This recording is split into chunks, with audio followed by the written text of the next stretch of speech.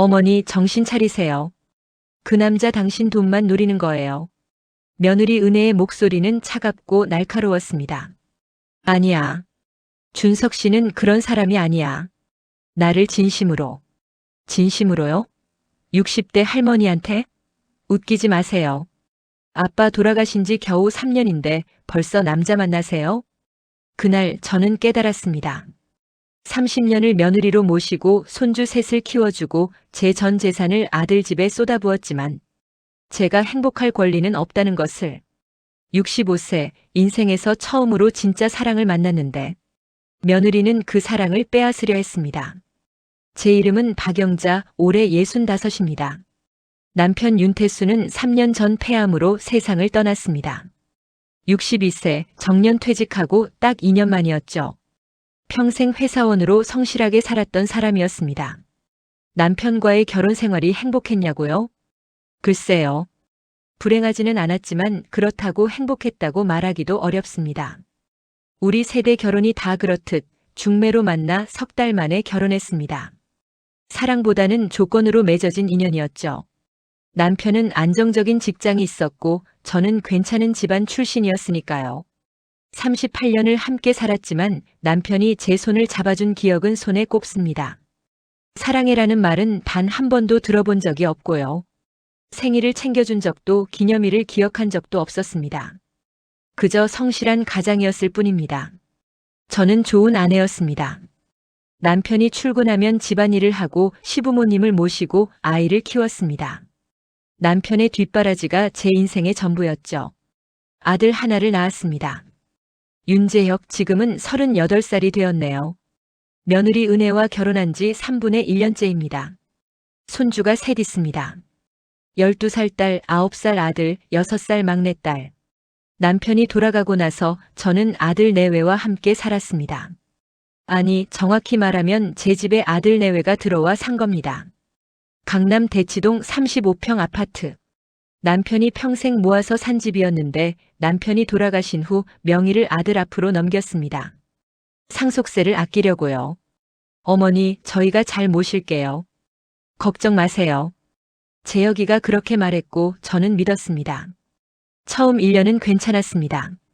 손주들과 놀아주고 밥해주고 빨래하고 외롭지 않았습니다.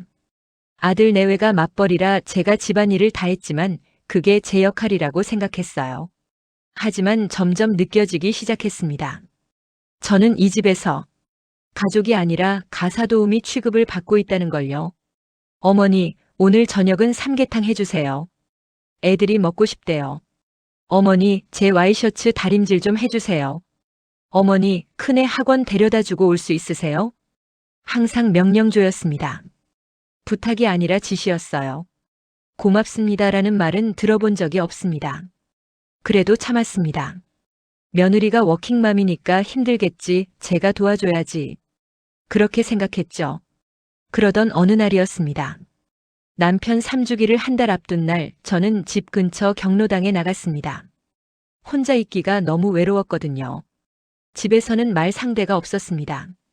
아들 내외는 항상 바빴고 손주들은 학원과 학교에 바빴으니까요. 경로당에는 비슷한 또래의 어르신들이 계셨습니다. 화투도 치고 차도 마시고 이런저런 수다도 떨었습니다. 오랜만에 웃었습니다. 그곳에서 그분을 만났습니다. 김준석 씨. 68살, 저보다 3살 많았습니다. 키가 175cm 정도 되는 훤칠한 체격에 머리는 희끗희끗했지만 자세가 곧았습니다. 무엇보다 눈이 참 따뜻했어요. 처음 뵙습니다. 김준석이라고 합니다. 준석 씨가 먼저 인사를 건넸습니다. 목소리도 좋았어요. 아, 네. 박영자입니다. 저는 어색하게 고개를 숙였습니다. 혼자 오셨어요? 댁이 이 근처세요? 네, 바로 앞 아파트에 삽니다. 오, 저도 그 아파트에 사는데요. 몇 동이세요? 이렇게 시작된 대화는 자연스럽게 이어졌습니다. 준석 씨는 5년 전에 아내를 여의었다고 했습니다. 유방암이었대요. 자식은 딸 하나인데 미국에 살고 있다고 했습니다. 외롭지 않으세요? 제가 물었습니다. 외롭죠. 많이요. 그래서 이렇게 경로당에 나오는 겁니다. 준석 씨가 쓸쓸하게 웃었습니다. 이상했습니다. 남편과는 38년을 살았지만 이런 대화를 나눠본 적이 없었거든요. 마음속 이야기를요. 그날 이후로 저는 자주 경로당에 나갔습니다. 준석 씨를 만나고 싶었어요. 우리는 차를 마시며 이야기를 나눴습니다. 살아온 이야기, 힘들었던 일, 행복했던 순간들. 준석 씨는 제 이야기를 경청해 주었습니다. 중간에 끊지 않고 고개를 끄덕이며 들어주었어요. 그리고 공감해 주었습니다. 많이 힘드셨겠어요. 그래도 잘 견디셨네요. 대단하세요, 정말. 이런 말들이 이렇게 큰 위로가 될 줄 몰랐습니다. 저도 준석 씨의 이야기를 들었습니다. 아내가 투병할 때 얼마나 힘들었는지, 아내를 떠나보낸 후 얼마나 공허했는지, 영자 씨와 이야기를 나누니까 오랜만에 마음이 편안해지네요. 준석 씨가 말했을 때 제 가슴이 두근거렸습니다. 65년을 살면서 처음 느끼는 감정이었어요. 한 달쯤 지났을까요? 준석 씨가 제안했습니다. 영자 씨, 우리 가끔 산책같이 하면 어떨까요? 경로당만 있으니까 답답하기도 하고. 산책요? 네. 한강도 가깝고 대치 근린공원도 있잖아요. 날씨도 좋은데 걸으면서 이야기하면 좋을 것 같아서요. 저는 잠시 망설였습니다. 이래도 되는 걸까? 남편이 돌아가신 지 겨우 3년인데. 하지만 마음 한편에서는 간절히 원하고 있었습니다. 좋습니다. 그렇게 우리는 일주일에 두세 번씩 산책을 하기 시작했습니다. 한강을 걸으면서 공원 벤치에 앉아서 우리는 끝없이 이야기를 나눴습니다. 어느 날 준석 씨가 제 손을 잡았습니다. 영자 씨. 네. 영자 씨가 좋습니다. 아니, 사랑합니다. 심장이 멎는 줄 알았습니다. 사랑한다는 말. 평생 처음 듣는 말이었습니다. 저도 준석 씨가 좋습니다. 떨리는 목소리로 대답했습니다. 준석 씨가 제 손을 꼭 쥐었습니다. 따뜻했습니다. 우리 이제 남은 인생이라도 행복하게 살면 안 될까요? 저랑 결혼해 주시겠어요? 결혼. 그 말이 무섭기도 하고 설레기도 했습니다. 준석 씨, 저는 아들이 있어요. 손주들도 있고요. 제 나이가 65인데 저도 압니다. 하지만 나이가 무슨 상관입니까? 우리에게도 행복할 권리가 있어요. 하지만 아들이 뭐라고 할지. 아들 눈치 보면서 사실 겁니까? 영자 씨 인생은 영자 씨 것이에요. 준석 씨의 말이 맞았습니다. 하지만 쉽게 결정할 수 없었습니다. 조금만 시간을 주세요. 생각해 볼게요. 네, 천천히 생각하세요. 제가 기다리겠습니다. 그날 밤 저는 잠을 이룰 수 없었습니다. 65세의 새로운 사랑. 이게 정말 괜찮은 걸까요? 며칠을 고민한 끝에 저는 결심했습니다. 아들에게 말해야겠다고. 일요일 저녁 온 가족이 모여 저녁을 먹을 때였습니다. 재혁아, 은혜야. 너희한테 할 말이 있어. 저는 떨리는 목소리로 말을 꺼냈습니다. 왜요, 어머니? 무슨 일이에요? 은혜가 먼저 물었습니다. 만나는 사람이 생겼어. 네? 만나는 사람이요? 재혁이가 수저를 내려놓으며 물었습니다. 응. 경로당에서 만난 분인데. 우리 나이 또래야. 김준석 씨라고. 어머니가 남자를 만나신다고요? 은혜의 목소리가 날카로워졌습니다. 응. 어머니 지금 무슨 말씀 하시는 거예요? 아버님 돌아가신 지 겨우 3년밖에 안 됐잖아요. 그래서 내가 고민을 많이 했어. 하지만 뭐가 있어요? 그냥 친구로 지내시면 안 돼요? 왜 굳이 남자를 만나세요? 은혜의 말투가 점점 공격적으로 변했습니다. 은혜야, 엄마도 외로우실 수 있잖아. 재혁이가 말했지만 목소리에는 힘이 없었습니다. 외로우면 손주들이랑 놀면 되죠. 우리랑 같이 사는데 무슨 외로움이에요? 은혜야, 그래도. 어머니. 은혜가 저를 똑바로 쳐다보며 말했습니다. 그 남자 어머니 돈 때문에 접근한 거 아니에요? 요즘 노인들 타겟으로 사기치는 사람들 많다던데. 아니야. 준석 씨는 그런 사람이 아니야. 어떻게 아세요? 몇 달 만났다고 사람을 알아요? 나도 사람 보는 눈이 있어. 준석 씨는 진심으로 나를. 진심이요? 65세 할머니한테요? 은혜가 비웃듯 말했습니다. 그 말이 너무 아팠습니다. 은혜야, 엄마한테 그게 무슨 말버릇이야. 재혁이가 소리쳤지만 은혜는 멈추지 않았습니다. 어머니 정신 차리세요. 아버님 생각은 안 하세요? 3년밖에 안 됐는데 벌써 다른 남자라니. 아버님이 얼마나 서러워하시겠어요. 나도 내 아버지 생각 안 하는 거 아니야. 하지만 뭐예요? 그냥 지금처럼 우리랑 같이 사시면 안 돼요? 손주들 돌봐주고 집안일 해주시고. 그게 어머니 역할 아니에요? 그 순간 저는 깨달았습니다. 며느리에게 저는 사랑받아야 할 시어머니가 아니라 이용해야 할 가사도우미였다는 것을요. 은혜야, 내 역할이 뭔데? 시어머니 역할이죠. 당연히. 시어머니 역할이 손주 돌보고 집안이라는 것밖에 없어. 그럼 뭐가 더 있어요? 은혜가 되물었습니다. 저는 할 말을 잃었습니다. 엄마, 은혜, 일단 진정해. 우리 차근차근 이야기하자. 재혁이가 중재하려 했지만 은혜는 이미 흥분한 상태였습니다. 진정하라고요? 지금 시어머니가 딴 남자 만나겠다는데요. 이 집은 누구 집이에요? 명의가 우리 앞으로 돼 있잖아요. 그런데 시어머니가 재혼하면 어떻게 돼요? 그 남자가 이 집에 들어오면요? 그리고 어머니 재산은요?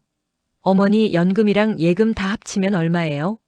그거 다 그 남자한테 넘어가는 거 아니에요? 결국 돈 이야기였습니다. 은혜야, 내 재산은 내가 알아서 할 거야. 알아서 하시겠다고요? 그럼 우리는요? 저희 생각은 안 하세요? 너희 생각도 하지. 하지만 내 인생도 있잖니. 인생이요? 어머니 나이가 몇인데요? 이제 와서 무슨 인생이에요? 그냥 조용히 손주나 보시면 안 돼요? 그 말을 듣는 순간 눈물이 핑 돌았습니다. 재혁아. 저는 아들을 바라봤습니다. 아들만이라도 제 편을 들어주길 바랐습니다. 하지만 재혁이는 고개를 숙인 채 아무 말도 하지 않았습니다. 엄마, 나도 은혜 말이 완전히 틀린 건 아닌 것 같아. 좀 성급한 거 아니야? 조금 더 생각해 보는 게.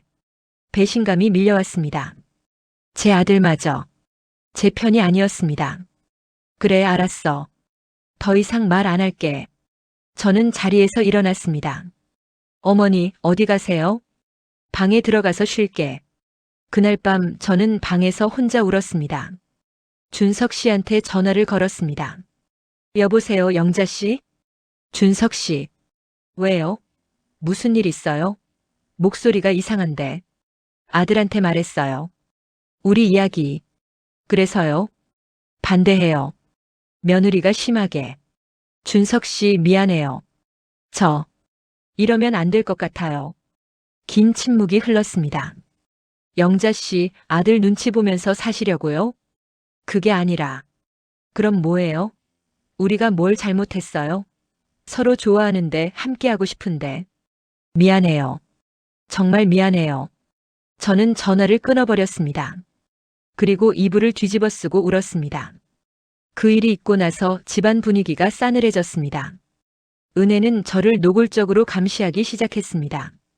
어머니, 어디 가세요? 응, 경로당 좀. 경로당요? 거기서 그 남자 만나시려고요? 아니야. 그냥 친구들이랑. 정말이죠? 거짓말 아니시죠? 은혜의 눈빛은 날카로웠습니다. 그래. 저는 결국 경로당도 못 가게 되었습니다. 준석 씨한테서 전화가 왔지만 받을 수가 없었습니다. 은혜가 제 전화 기록을 확인했거든요. 어머니, 이 번호 누구예요? 김준석? 친구. 친구요? 남자친구를 왜 만나세요? 어머니, 저한테 거짓말 하시는 거죠? 아니야. 연락 끊으세요. 아니면 제가 직접 전화해서 경고할 거예요. 은혜야, 그래도 그렇지 어떻게. 어떻게가 아니에요. 우리 가족 평화를 위협하는 사람이잖아요. 저는 할 수 없이 준석 씨 번호를 차단했습니다. 가슴이 찢어지는 것 같았습니다. 어느 날 아침 은혜가 또 다른 요구를 했습니다. 어머니, 통장 좀 보여주세요. 통장? 왜? 그냥요. 제가 가계부를 작성하려고요. 어머니 용돈이랑 지출 내역 좀 파악해야 할 것 같아서. 내 통장을 왜 내가? 가족인데 뭐가 문제예요? 혹시 그 남자한테 돈 보내신 거 아니죠? 아니야. 그런 거 없어. 그럼 보여주시면 되잖아요. 결국 저는 통장을 내주었습니다. 은혜는 제 통장 내역을 하나하나 확인했습니다. 어머니, 이건 뭐예요? 50만 원 인출? 그건 손주들 용돈 주려고. 용돈은 저희가 줄게요. 어머니는 그냥 연금 받아서 생활비로만 쓰세요. 혹시 모르니까 제가 통장 관리하는 게 나을 것 같은데요. 뭐? 내 통장을 내가 관리한다고? 네. 어머니가 혹시라도 이상한 데 쓰실까 봐요. 이상한 데라니. 나를 뭘로 보는 거야? 시어머니로 봐요. 관리가 필요한. 그 말에 저는 말문이 막혔습니다. 결국 은혜는 제 통장과 카드를 다 가져갔습니다. 그리고 한 달에 30만 원씩만 용돈으로 주었습니다. 이걸로 쓰세요. 부족하면 말씀하시고요. 30만 원. 제 연금은 한 달에 120만 원이었습니다. 나머지 90만 원은 어디로 가는 걸까요? 은혜야, 내 연금이 120만 원인데. 생활비로 들어가죠.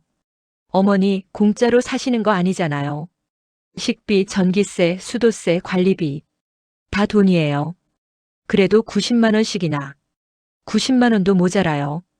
저희가 오히려 더 보태는 거예요. 감사하게 생각하세요. 저는 아무 말도 할 수 없었습니다.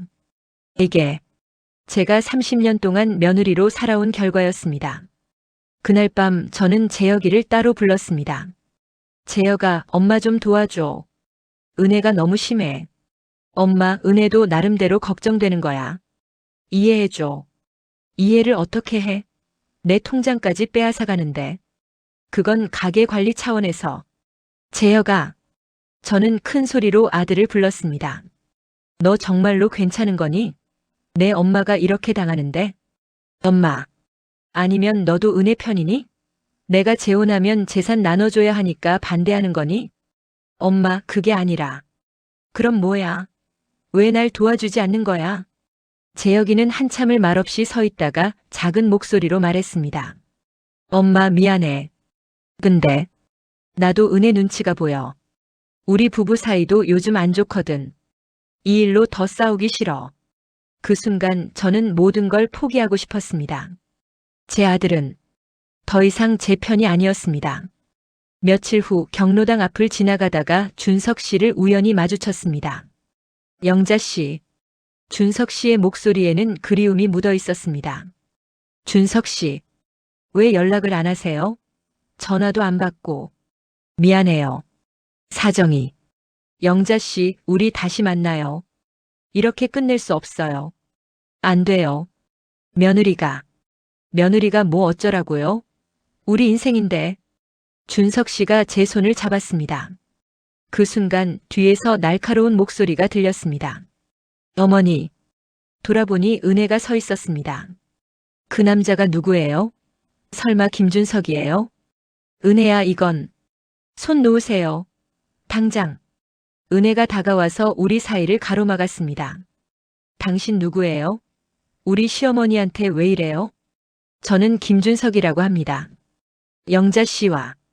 영자 씨요? 함부로 부르지 마세요. 우리 시어머니예요. 저와 영자 씨는 서로 사랑하는 사이입니다. 사랑이요? 웃기지 마세요. 65세 노인이 무슨 사랑이에요? 나이가 무슨 상관입니까? 우리에게도. 닥치세요. 어머니한테 접근하지 마세요. 아니면 고소할 거예요. 노인 상대 사기죄로. 뭐라고요? 준석 씨의 얼굴이 굳어졌습니다. 저는 영자 씨를 진심으로. 진심이요? 증명해보세요. 당신 재산이 얼마예요? 혹시 빚은 없어요? 전 부인이랑 왜 사별했어요? 정말 병으로 돌아가신 거 맞아요? 무슨 말씀을 하시는 겁니까? 확인하는 거예요. 당신이 깨끗한 사람인지, 혹시 우리 시어머니 재산 때문에 접근한 거 아닌지. 그런 게 아닙니다. 그럼 뭔데요? 젊은 여자도 많은데 왜 하필 65세 할머니한테 접근해요? 이상하잖아요. 은혜야, 그만해. 제가 소리쳤지만 은혜는 멈추지 않았습니다. 어머니는 조용히 하세요. 제가 알아서 할게요. 은혜가 준석 씨를 노려보며 말했습니다. 김준석 씨, 마지막으로 경고합니다. 우리 시어머니한테 접근하지 마세요. 계속 이러시면 정말 법적 조치 취할 거예요. 법적 조치라니. 네. 사기죄, 협박죄, 노인학대방지법 위반. 얼마든지 걸 수 있어요. 제 남편이 변호사 친구 많거든요. 준석 씨는 할 말을 잃은 듯 저를 바라봤습니다. 영자 씨. 준석 씨, 미안해요. 정말 미안해요. 저는 고개를 숙였습니다. 어서 가세요. 다시는 나타나지 마세요.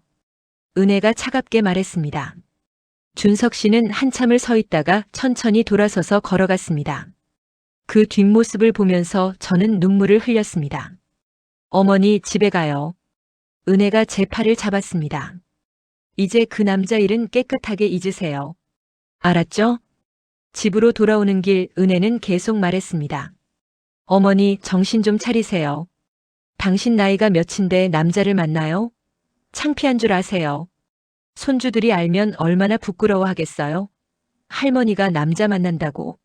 학교에서 놀림받으면 어떡하려고요? 그리고 이 동네 사람들이 알면 뭐라고 하겠어요? 저 집 할머니 남편 죽고 3년 만에 딴 남자 만난 때 그러면서 수군거릴 거예요. 우리 체면이 어떻게 돼요? 은혜의 말은 끝이 없었습니다. 집에 도착하자 은혜는 제 휴대폰을 가져갔습니다. 어머니, 폰도 제가 관리할게요. 뭐? 폰까지? 네. 어머니가 또 그 남자한테 연락하실까 봐요. 은혜야, 이건 너무 심한 거 아니니? 심한 게 아니에요. 어머니 보호하는 거예요. 그날부터 저는 휴대폰도 자유롭게 쓸 수 없게 되었습니다. 밖에 나갈 때는 은혜의 허락을 받아야 했고 어디를 가든 보고해야 했습니다. 마치 죄수 같았습니다. 제 집에서 제가 죄수가 된 기분이었습니다. 밤마다 방에서 혼자 울었습니다. 이렇게 살아야 하나? 이게 내 인생인가? 그러던 어느 날이었습니다. 손주 중 막내딸 서연이가 제 방에 들어왔습니다. 할머니, 왜 울어요? 응? 안 울었어. 할머니 안 울었어. 저는 급히 눈물을 닦았습니다. 울었어요. 할머니 눈 빨개요. 서연이가 제 손을 잡았습니다. 할머니 슬퍼요? 응. 왜요? 그냥. 할머니가 외로워서 그래. 제가 같이 있어줄게요. 서연이가 제 품에 안겼습니다. 그 따뜻함에 저는 또 눈물이 났습니다. 이 아이들 때문에라도 참아야 하나. 하지만 동시에 생각했습니다. 아니야. 내 인생이 이것뿐일까? 정말 이렇게 살아야 하나? 그날 밤 저는 결심했습니다. 더 이상 참지 않기로요. 그 결심 이후 저는 은혜에게 다시 말했습니다. 은혜야, 우리 진지하게 이야기 좀 하자. 무슨 이야기요? 내 인생에 대해서. 나도 내 삶을 살고 싶어. 어머니, 지금 또 그 남자 이야기 하시려고요? 준석 씨뿐만이 아니야. 나는 이 집에서 나가고 싶어. 뭐라고요? 은혜의 얼굴이 굳어졌습니다. 나가서 내 삶을 살고 싶어. 준석 씨와 함께든 혼자든. 이제는 내가 원하는 대로 살고 싶어. 어머니, 정신 차리세요. 나가서 어떻게 사시려고요? 혼자서? 나한테 연금도 있고 예금도 있잖아. 작은 원룸이라도 얻어서 살 수 있어. 연금요? 그거 저희 생활비로 들어가는 거예요. 예금도 마찬가지고요. 뭐? 내 돈인데 왜 생활비로? 어머니가 공짜로 사는 줄 아세요? 식비, 전기세, 수도세, 관리비. 다 돈이에요. 어머니 몫까지 하면 한 달에 최소 150만 원은 들어가요. 그래도 내 연금 전부를 가져갈 순 없잖아. 그럼 어떡해요? 저희가 어머니 봉양하는 데 드는 돈을 저희가 다 내라고요? 봉양이라니. 나는 봉양받는 게 아니라 여기서 일하고 있잖아. 손주들 돌보고 청소하고 빨래하고 요리하고. 그건 당연한 거 아니에요? 시어머니가 며느리 도와주는 거. 당연하다고? 내가 왜 당연히 일해야 해? 그럼 뭐 하실 건데요? 놀고 먹으실 거예요? 은혜의 말은 점점 더 날카로워졌습니다. 은혜야, 너무 심한 거 아니니? 심한 게 아니에요. 사실을 말하는 거예요. 어머니, 솔직히 말씀드릴게요. 어머니가 이 집에 계시는 게 저희한테 도움이 되니까 같이 사는 거예요. 뭐?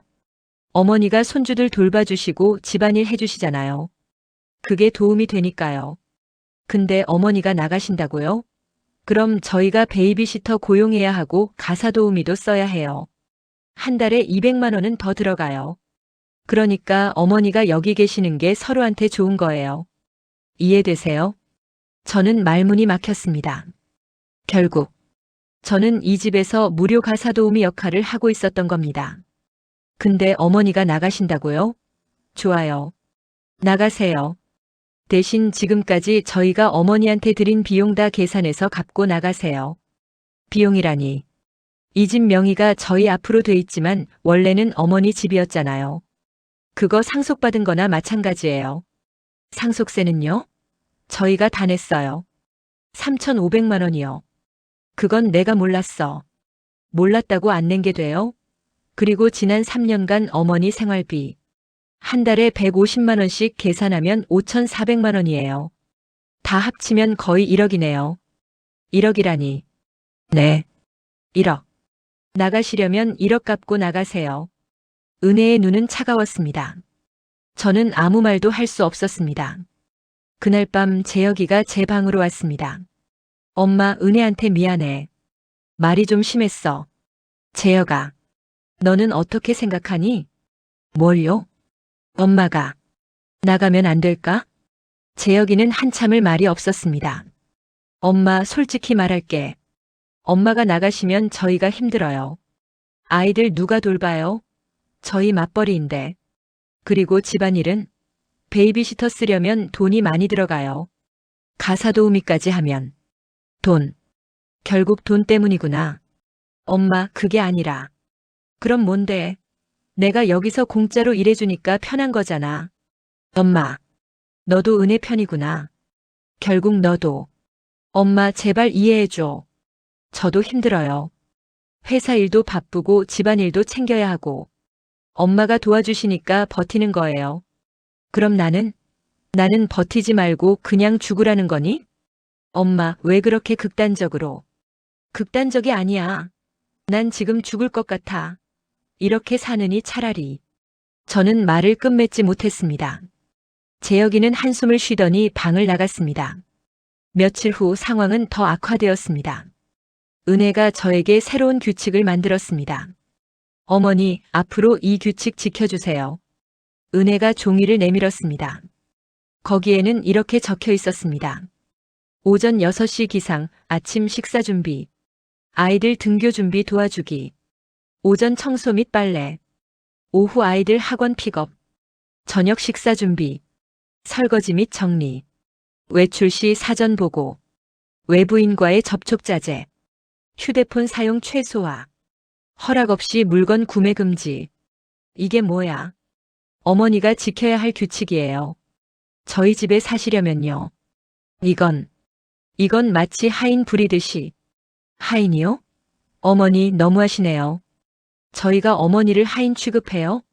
그냥 가족으로서 해야 할 일을 정리한 거예요. 가족이라면서 왜 이렇게까지? 어머니가 계속 이상한 행동을 하시니까 확실하게 정해둬야 할 것 같아서요. 어머니 사인하세요. 사인? 네. 동의한다는 의미로. 이건 너무해. 나는 내 시어머니야. 하인이 아니라고. 그럼 나가세요. 1억 갚고. 은혜의 목소리는 차가웠습니다. 저는 결국 사인했습니다.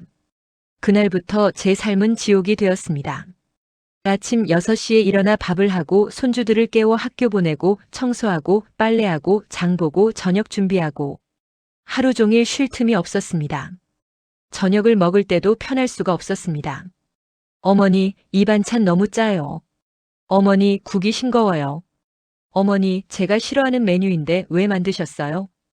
은혜는 끊임없이 트집을 잡았습니다. 미안해. 다음엔 더 잘할게. 다음에는 잘하세요. 어머니가 요리를 하시는 거니까 잘하셔야죠. 어느 날은 제가 아파서 누워 있었습니다. 감기 기운이 있어서 열이 38도나 됐거든요. 그런데 은혜가 방문을 열고 들어왔습니다. 어머니, 왜 누워 계세요? 저녁 준비 안 하세요?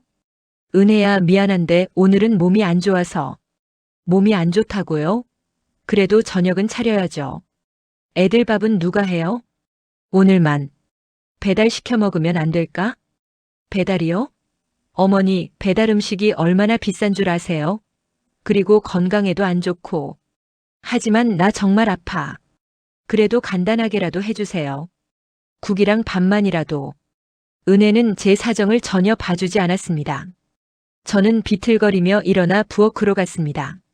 어지러워서 넘어질 뻔했지만 식사를 준비했습니다. 그날 밤 열이 40도까지 올라갔습니다. 재혁이가 늦게 들어와서야 제 상태를 알았습니다. 엄마, 왜 이렇게 됐어? 병원 가야겠어.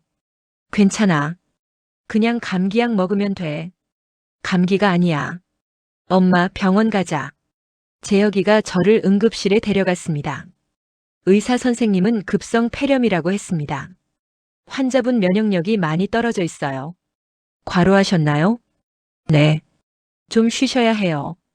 이러다가 큰일 날 수 있어요. 3일간 입원 치료를 받았습니다.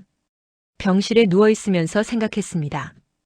이렇게 살다가 나는 그냥 죽는 건가? 재혁이가 문병을 왔습니다. 엄마, 괜찮아? 응. 좀 나아졌어. 엄마, 미안해. 내가 미처 몰랐어. 재혁아. 엄마가 이렇게 힘든 줄 몰랐어. 앞으로는 은혜한테 말해서. 재혁아, 너 은혜한테 할 말 있니? 응? 나 때문에 너희 부부 사이가 안 좋아지는 것 같아서. 내가 나가는 게 나을 것 같아. 엄마, 갑자기 왜 그래? 나 여기서 퇴원하면 작은 방이라도 하나 얻을게. 그리고 준석 씨 다시 만날 거야. 엄마. 재혁아, 나도 내 인생 살고 싶어. 이제 진짜로. 재혁이는 한참을 말이 없다가 한숨을 쉬었습니다. 엄마. 정말 그렇게 하실 거야? 응. 은혜가 가만 안 둘 텐데. 상관없어. 이제는 은혜 눈치 안 볼 거야. 재혁이가 고개를 끄덕였습니다. 알았어. 엄마가 정말 원하시면 내가 은혜 설득해 볼게. 정말? 응. 엄마가 이렇게 아프면서까지 참는 건 나도 원하는 게 아니야. 재혁이의 말에 저는 조금 희망을 가졌습니다. 하지만 그 희망은 오래가지 못했습니다. 퇴원 다음 날 은혜가 제 방으로 들어왔습니다. 어머니, 재혁한테 들었어요. 나가시겠다고요? 응. 좋아요. 나가세요. 정말? 네. 대신 조건이 있어요. 조건? 어머니가 이 집에 기여한 게 뭐가 있어요? 3년간 여기 살면서 받은 게 얼마인데요. 그거 다 갚고 나가세요. 또 그 소리야. 그 소리가 아니에요. 진짜로 계산해 봤어요. 이 집 명에 넘길 때 상속세 3,500만 원, 3년간 생활비 5,400만 원, 그 외 각종 경조사비, 의료비, 용돈. 다 합치면 1억 2천만 원이에요. 1억 2천만 원. 네. 그거 다 갚으세요. 그럼 나가도 돼요. 나한테 그런 돈이 어디 있어. 어머니 예금이랑 연금 정리하면 되죠. 그리고 어머니 명의로 된 땅 있잖아요. 시골에. 그거 파세요. 그 땅은. 그건 내가 늙으면 묻힐 곳이야. 내 아버지도 거기. 그럼 못 나가시는 거네요. 은혜는 비웃듯 말했습니다. 저는 절망했습니다. 나갈 수도 없고 여기 있자니 지옥이고. 그날 밤 저는 베란다에 서서 아래를 내려다봤습니다. 12층이었습니다. 여기서 뛰어내리면 모든 게 끝나겠지. 그런 생각이 들었습니다.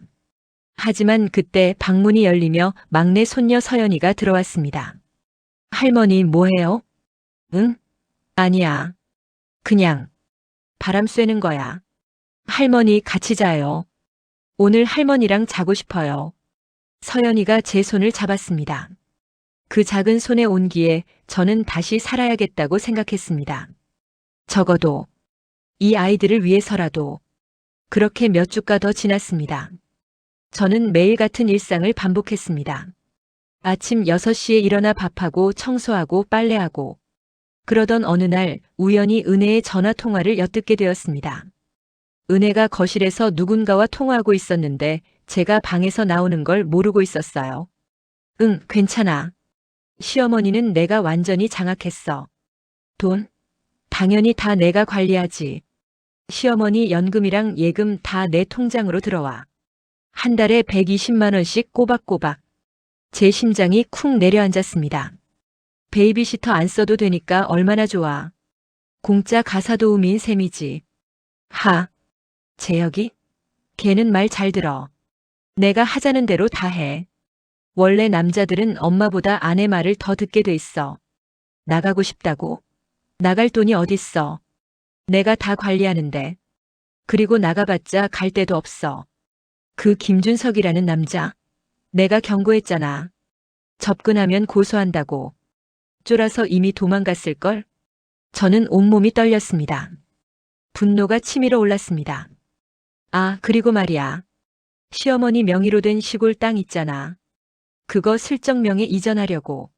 시어머니가 치매 걸렸다고 진단서 받으면 되거든. 후견인 선정해서 내가 되면. 더 이상 참을 수 없었습니다. 은혜야. 제가 나타나자 은혜는 깜짝 놀라며 전화를 끊었습니다. 어머니. 언제부터 거기. 처음부터 다 들었어. 그게 아니라 내가 뭐라고 변명하든 상관없어. 나 이제 알았어. 내가 나한테 어떻게 생각하는지. 어머니. 나를 공짜 가사도우미로 생각했구나. 내 연금을 다 가로챘고 내 땅까지 가져가려고 했어. 아니에요. 그게 아니라. 닥쳐. 저는 생전 처음으로 며느리에게 소리를 질렀습니다. 더 이상 내 말 안 들을 거야. 나 나갈 거야. 당장. 어머니 진정하세요. 진정하라고? 3년 동안 참았어. 이제 못 참아. 저는 방으로 들어가 짐을 싸기 시작했습니다. 은혜가 따라 들어왔습니다. 어머니, 나가시면 어디 가실 건데요? 돈도 없으시잖아요. 상관없어. 어디든 갈 거야. 준석 씨한테 가실 거예요? 그 사람 이미 다른 여자 만나던데요? 뭐? 제가 알아봤어요. 김준석 씨 어머니 만나기 전에도 다른 노인 여성들 여럿 만났대요. 다 돈 때문이었고요. 거짓말. 거짓말 아니에요. 증거도 있어요. 은혜가 휴대폰을 꺼내 사진을 보여줬습니다. 준석 씨가 다른 여자와 함께 있는 사진이었습니다. 이 사진은 언제? 2년 전이요. 이 여자분도 70대 홀로 사시는 분이었는데 김준석 씨가 접근해서 3천만 원을 뜯어냈대요. 아니야. 준석 씨는 그런 사람이 아니야. 어머니 현실을 보세요. 그 사람 사기꾼이에요. 하지만 저는 믿지 않았습니다. 거짓말 꾸며내지 마. 나 속일 수 없어. 어머니. 닥쳐. 나 나간다니까. 저는 가방을 들고 방을 나섰습니다. 그때 재혁이가 퇴근해서 들어왔습니다. 엄마 무슨 일이야? 가방은 왜? 재혁아, 나 나갈게. 더 이상 여기서 못 살겠어. 엄마 갑자기 왜 이래? 은혜가 뭘 했는지 알아? 내 연금을 다 가로채고 내 땅까지 빼앗으려 했어. 뭐? 재혁이가 은혜를 쳐다봤습니다. 은혜, 이게 무슨 소리야? 여보, 오해예요. 제가 어머니를 위해서. 위해서? 내 돈을 내 통장으로 빼돌린 게 나를 위해서야? 그건. 재혁아, 나 이제 여기서 못 살아. 미안하지만 나 나갈게. 엄마 잠깐만. 우리 앉아서 이야기하자. 오해가 있는 것 같아. 오해가 아니야. 내가 다 들었어. 그때 현관벨이 울렸습니다. 재혁이가 문을 열자 거기에 준석 씨가 서 있었습니다. 누구세요? 저는 김준석이라고 합니다. 영자 씨를 만나러 왔습니다. 준석 씨. 저는 달려가서 준석 씨를 봤습니다. 영자 씨 괜찮으세요? 제가 늦게 와서 죄송합니다. 준석 씨 어떻게? 영자 씨 친구분한테 연락받았어요. 영자 씨가 힘들어 하신다고. 친구? 네. 경로당에서 같이 계시던 분이요. 아, 김 여사님이 연락하신 거구나. 당신이 김준석이에요? 은혜가 나서며 물었습니다. 네, 그렇습니다. 당신 사기꾼이죠? 노인들 상대로 사기치는. 뭐라고요? 증거 있어요. 2년 전에 다른 할머니한테서 3천만 원 뜯어냈잖아요. 그건 오해입니다. 오해요? 그럼 이 사진은 뭐예요? 은혜가 사진을 내밀었습니다. 준석 씨가 사진을 보더니 한숨을 쉬었습니다. 이 사진의 여성분은 제 사촌 누나입니다. 2년 전에 남편을 여의고 힘들어하셔서 제가 도와드린 겁니다. 3천만 원은 제가 빌려드린 돈이고요. 거짓말. 거짓말 아닙니다. 증거가 필요하시면 보여드릴 수 있습니다. 통장 내역, 차용증, 사촌 누나 연락처까지. 준석 씨가 차분하게 말했습니다. 은혜의 얼굴이 굳어졌습니다. 그래도 뭐예요? 준석 씨가 은혜를 똑바로 쳐다봤습니다. 제가 영자 씨를 만나는 게 왜 문제입니까? 우리가 서로 사랑하는데 나이가 많다고 사랑하면 안 됩니까? 그건 며느리로서 시어머니를 걱정하는 건 이해합니다. 하지만 시어머니의 행복을 방해할 권리는 없습니다. 우리 가족 일에 왜 끼어들어요? 가족이라면 서로의 행복을 응원해줘야 하는 거 아닙니까? 영자 씨가 얼마나 외로워하셨는지 아세요? 저는 영자 씨를 진심으로 사랑합니다. 영자 씨의 재산이 아니라 영자 씨 그 자체를요. 준석 씨의 목소리에는 진심이 묻어 있었습니다. 그때 재혁이가 입을 열었습니다. 엄마. 응? 엄마가 정말 행복하고 싶으시면 저는 찬성할게요. 재혁아. 제가 잘못했어요. 은혜 말만 듣고 엄마 마음은 헤아리지 못했어요. 미안해요. 재혁이의 눈에 눈물이 맺혔습니다. 여보, 뭐 하는 거예요? 은혜가 소리쳤지만 재혁이는 고개를 저었습니다. 은혜, 우리가 너무 심했어. 엄마한테. 심하긴요. 우리가 얼마나 잘해드렸는데. 잘해드렸다고? 엄마를 가사도우미 취급했잖아. 엄마 돈도 다 가로채고. 그건 가게 관리 차원에서. 아니야. 그건 횡령이야. 엄마 동의도 없이 엄마 돈을 쓴 건 범죄라고. 여보. 은혜, 이제 그만해. 엄마한테 사과해.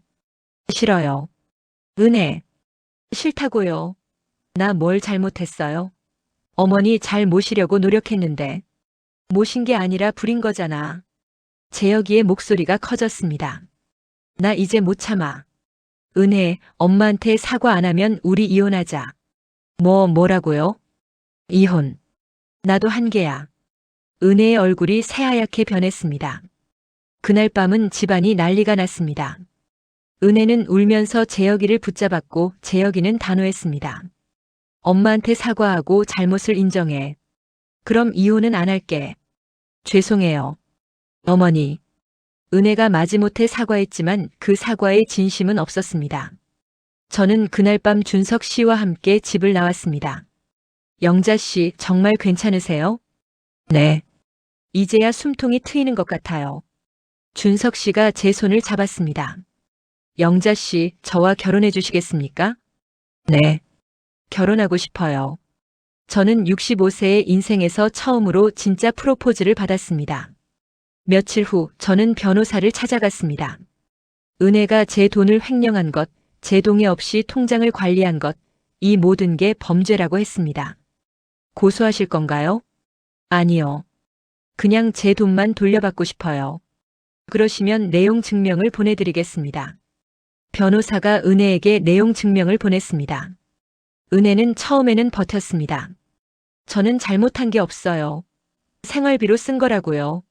하지만 변호사가 증거를 제시하자 은혜는 결국 무너졌습니다. 제 동의서 없이 통장을 관리한 것, 제 돈을 마음대로 쓴 것, 모두 횡령죄에 해당한다고 했습니다. 고소하지 않는 조건으로 돈을 반환하세요. 그리고 시어머니께 정식으로 사과하세요. 결국 은혜는 돈을 돌려줬습니다. 전액은 아니었습니다. 은혜도 돈이 없었으니까요. 하지만 3천만 원은 받아냈습니다. 그리고 은혜는 제게 무릎을 꿇고 사과했습니다. 어머니, 정말 죄송합니다. 제가 너무 심했습니다. 그 모습을 보면서도 저는 마음이 편치 않았습니다. 가족이 이렇게까지 돼야 했을까? 하지만 동시에 생각했습니다. 이렇게라도 해야 내가 살 수 있었어. 재혁이도 제게 사과했습니다.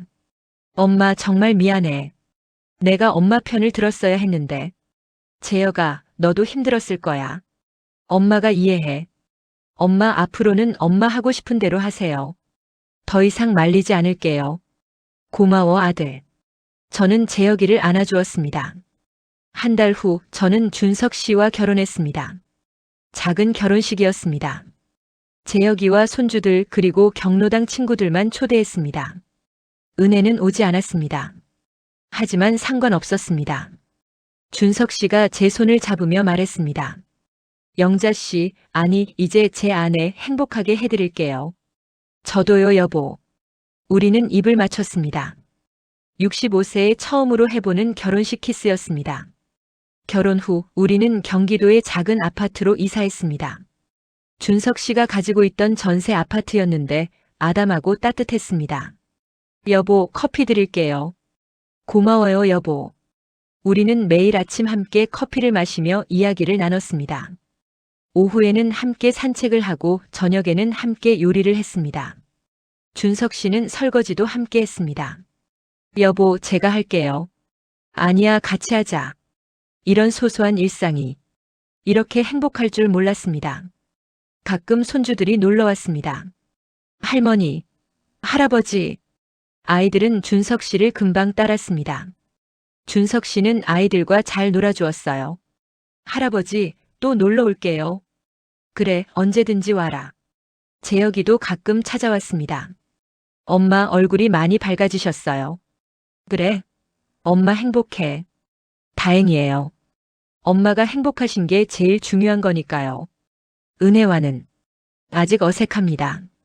하지만 조금씩 관계가 나아지고 있습니다. 은혜도 제가 행복한 모습을 보고 조금씩 마음을 열고 있는 것 같습니다. 어머니, 이번 추석에는 저희 집으로 오세요. 그래, 갈게. 완전히 회복되려면 시간이 더 필요하겠지만 그래도 괜찮습니다. 가장 중요한 건 제가 이제 행복하다는 겁니다. 어느 날 저녁 준석 씨와 함께 한강을 걷고 있었습니다. 노을이 아름다웠습니다. 여보, 후회 안 해요? 저 같은 할머니랑 결혼한 거. 무슨 소리예요? 당신은 제게 가장 아름다운 사람이에요. 호호, 그래도 나이가 뭐가 중요해요? 우리 서로 사랑하잖아요. 준석 씨가 제 어깨를 안았습니다. 영자 씨, 아니 여보. 네?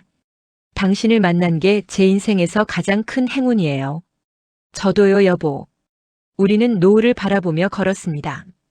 65세, 인생의 황혼기라고들 하지만 저에게는 새로운 인생의 시작이었습니다. 6개월 후. 영자야, 이것 좀 봐봐. 준석 씨가 신문을 보여줬습니다. 거기에는 노년의 재혼에 관한 기사가 실려 있었습니다. 요즘 60대, 70대 재혼이 늘고 있다네. 우리만 그런 게 아니었어. 그러게요.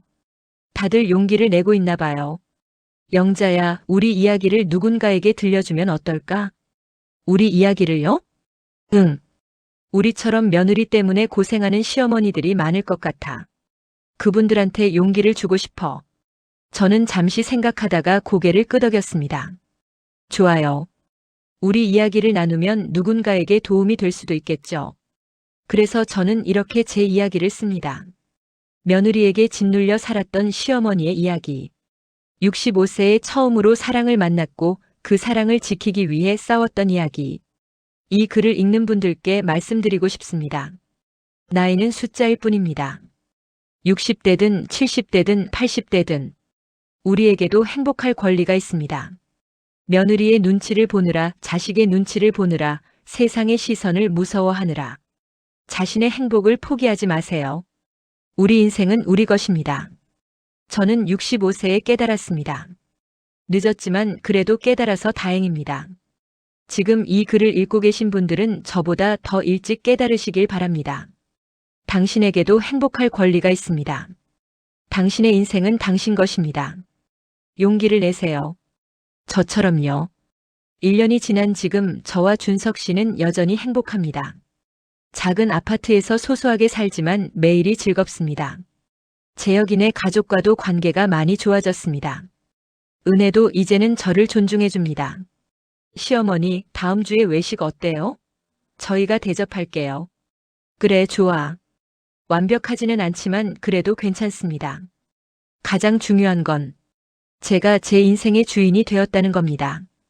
더 이상 누구의 눈치도 보지 않습니다. 저는 저로 살아갑니다. 오늘도 준석 씨와 함께 공원을 산책합니다. 손을 꼭 잡고 이야기를 나누며 여보 사랑해요. 나도 사랑해 영자야. 66세 제 인생은 지금이 가장 아름답습니다. 이 이야기가 감동적이셨다면 좋아요와 구독 눌러주세요. 다음에 더 깊은 사연으로 찾아오겠습니다.